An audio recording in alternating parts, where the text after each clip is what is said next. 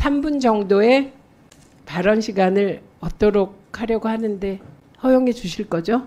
네, 동영상 틀어주십시오. 뉴스룸의 앵커 브리핑을 시작하겠습니다. 많이들 아시겠지만 언론은 언론학자들 사이에서 흔히 개에 비유되곤 합니다. 최순실 사태가 세상에 알려지기 훨씬 전 태블릿 PC 보도는 물론이고 우병우 전 민정수석에 대한 의혹이 나오기도 훨씬 전, 즉 작년 4월 27일 앵커 브리핑은 언론의 역할에 대한 내용을 진행했습니다. 그중에 가장 많이 등장하는 것은 워치독과 랩독입니다.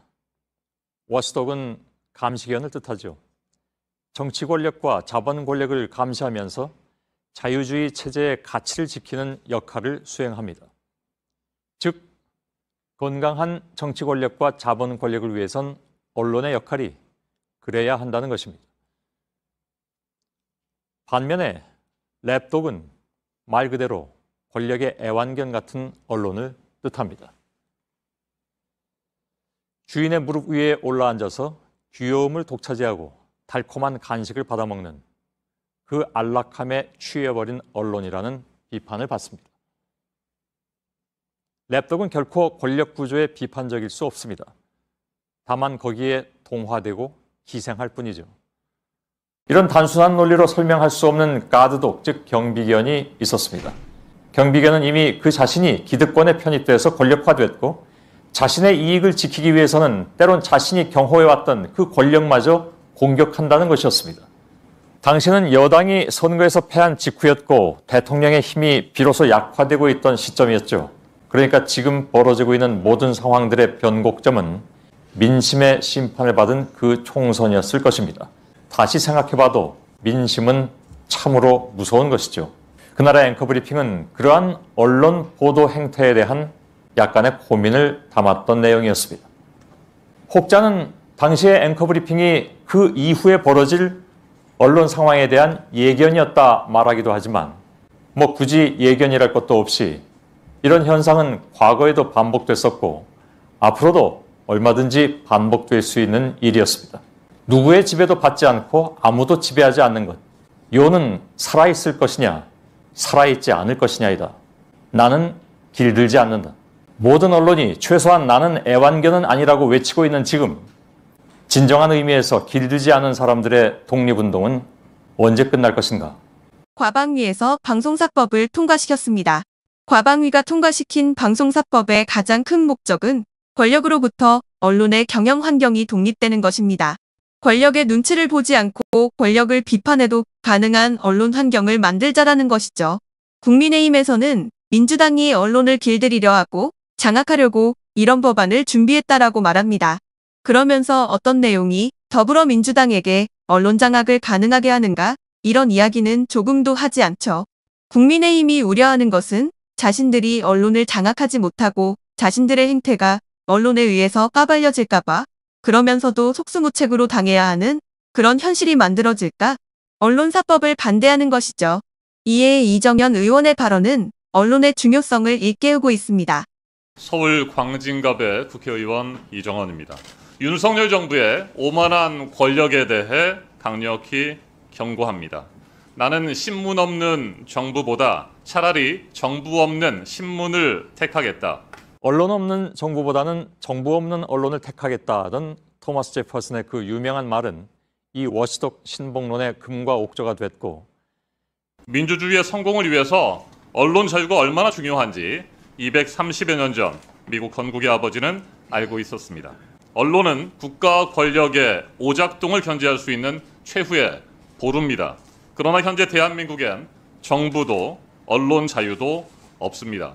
우리는 법치를 외치던 대통령에 의해 권력 분립이라는 헌법 가치가 무너지는 비극을 보고 있습니다. 민주주의 국가에선 언론을 행정부, 사법부, 입법부에 이어 제4부로 부릅니다. 그런데 지금 대한민국 민주주의를 지탱하는 모든 기둥이 위태롭습니다. 윤석열 정부는 언론을 장악하고 통제하고 있습니다. 그리고 그 책임을 묻겠다는 국회를 무시하고 있습니다. 국민 여러분, 그리고 언론인 여러분, 오늘 텅 비어있는 저 자리들을 기억하고 기록해 두시기 바랍니다. 우리는 이 현장을 대한민국 민주주의가 뒷걸음치고 있다는 또 하나의 증거로 남겨야만 합니다. 윤석열 정부의 언론 장악, 국정조사를 추진하겠습니다. 퇴보하는 민주주의를 방관하면 그 청구서는 반드시 국민에게 돌아갑니다. 이것만큼은 기필코 막아야 합니다. 언론 장악, 국정조사 실시로 윤석열 정부의 언론 장악의 위법성과 무도함을 바로잡아 나갈 것입니다. 7월 임시국회에서 반드시 추진하겠습니다. 권력은 영원하지 않습니다. 국민 위에 군림하려는 권력, 국민을 우습게 하는 권력은 절대 성공할 수 없습니다. 한상혁 방통위원장 해임을 시작으로 류희림 방심위의 비상식적인 심의 남발까지 이 정부는 집권 25개월 동안 일사천리로 언론 장악 프로젝트를 가동하고 있습니다. 국정조사로 낱낱이 밝혀야 합니다. 마지막으로 오늘도 상임위 회의에 참석하지 않고 민의를 대변하는 국회를 존중하지 않는 여당 의원들에 대해 강한 유감을 표합니다. 방송사법 관련한 입법청문회가 예정되어 있습니다.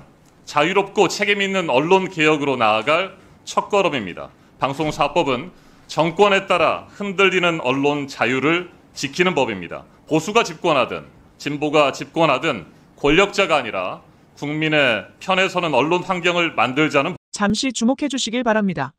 구독자분들에게 특별한 선물을 준비했는데요. 제가 항상 여러분들께 강조드리는 말씀이 있습니다. 이슈와 뉴스만 꾸준히 챙겨보셔도 충분히 돈을 벌 수 있다고 말씀드리는데요. 여기 보이시는 채널의 영상을 보시면 어떤 생각이 드나요? 그냥 눈에 보이시는 뉴스와 영상만 보시고 아무 생각이 없으신가요? 그렇다면 저는 잘못된 것이라고 말씀드리고 싶습니다. 그 이유가 무엇이냐면 제가 8월 초에 뭐라고 말씀드렸나요? 지금은 바이오에 관심을 가져야 한다라고 뉴스만 보고 넘기지 마시고 투자를 직접적으로 생각해봐야 한다고 말씀드렸는데요. 이런 썸네일들과 영상을 통해서 충분히 구독자님들께도 전달이 되셨을 겁니다. 이런 바이오 이슈가 되었을 때 부자들은 어떻게 생각할까요? 바이오 관련주는 무엇이 있는지, 어떤 종목이 가장 좋을지, 어디에 투자해야 돈이 몰릴 수 있는지 자연스럽게 생각한다고 말씀드렸습니다. 지난번에 구독자분들과 함께하는 주식으로 수익 내기를 진행했었는데요. 100% 무료로 진행을 했고 이 사진을 보시면 아시겠지만 구독에는 문자 메시지를 남겨주신 모든 시청자분들께 이렇게 바이오 관련주 중에 가장 급등할 확률이 높은 딱 한 종목을 드렸습니다. 8월 13일에 우정바이오를 추천을 드렸습니다. 여기 나와 있는 사진을 보시면 정확히 얼마에 매수하고 어떤 종목을 사야 하는지, 어느 점에 팔아야 하는지 이런 부분들까지 여러분들에게 정확히 알려드렸는데요. 실제로 많은 분들께서 수익을 보셨습니다. 오른쪽을 보시면 알겠지만 8월 13일에 우정바이오를 소개해드리고 나서 실제로 며칠이 지나지 않고 이렇게 주가가 상한가가 되었습니다. 당시에도 굉장히 많은 분들이 제가 드린 이 종목으로 수익을 내셨습니다.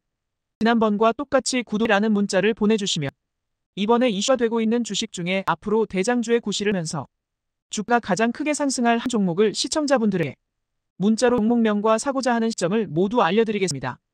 이 영상을 보시고 계시는 시청자분들 중에 종목이 궁금하다 하시는 분들은 남녀노소 시간 뗀 건 없이 이렇게 상담 번호를 항상 남겨놓고 있습니다. 전번호 010-5648-2209 똑같이 무료 급등 주식 문자를 보내드리겠습니다. 돈을 받는 것도 아니고 투자를 대신해드리는 것도 아니고 부담 없이 구독 문자 보내주시면 되십니다.